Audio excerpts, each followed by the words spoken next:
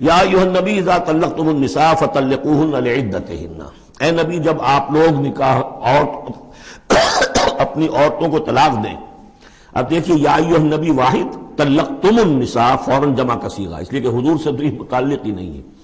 حضور کو تو مسلمانوں کے نمائندے کی حیثیت سے اور معلم کی حیثیت سے اور ہادی کی حیثیت سے خطاب کیا گیا، اصل میں مسلمانوں سے ہے کہ جب تم طلاق دو اپنی بیویوں کو فطلقوہن لعدتہن، تو ان کی عدت کے حساب سے طلاق دو.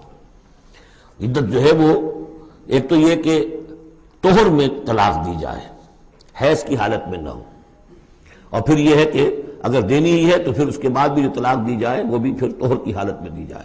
اس طریقے سے جو بھی قوانین ہیں. وَأَحْصُوا الْعِدَّةَ، عدت کا پورا لحاظ رکھو.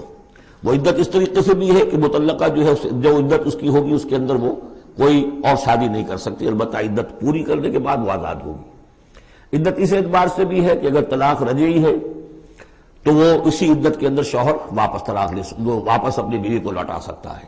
اور اگر وہ ایک یا دو طلاقیں تھی، طلاق بائن ہو گئی ہے، ان کے درمیان سیپریشن ہو چکی ہے، تب بھی وہ بغیر کسی اور حلالے وغیرہ جس کو ہمارے ہاں کہتے ہیں کہ عورت کے لیے ضروری نہیں ہے کہ وہ کسی اور سے نکاح کرے پھر وہ طلاق دے تو سابق شوہر سے اس کا نکاح ہو، بلکہ یہ کہ وہ دوبارہ نکاح کر سکتے ہیں اگر صرف دو طلاقوں کے بعد عدت ختم ہوئی تھی. تو یہ تمام قواعد و ضوابط ہیں. واتقوا اللہ ربکم، اور اللہ کا تقوی اختیار کرو جو تمہارا رب ہے. لا تخرجوہن من بیوتہن، انہیں مت نکال باہر کرو ان کے گھروں سے کہ بس غصے میں آئے ہوئے ابھی طلاق بھی نکل جاؤ میرے گھر سے. یہ نہیں، یہ قطعاً غلط بات ہے. اس کی عدت ہے اور اس عدت کے اندر وہ تمہارے ہاں رہ سکتی ہے، تمہیں رکھنا ہے اسے اپنے ہاں.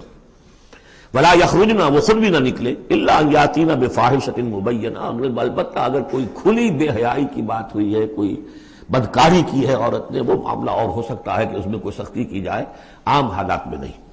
وتلک حدود اللہ، یہ اللہ کے حدود ہیں.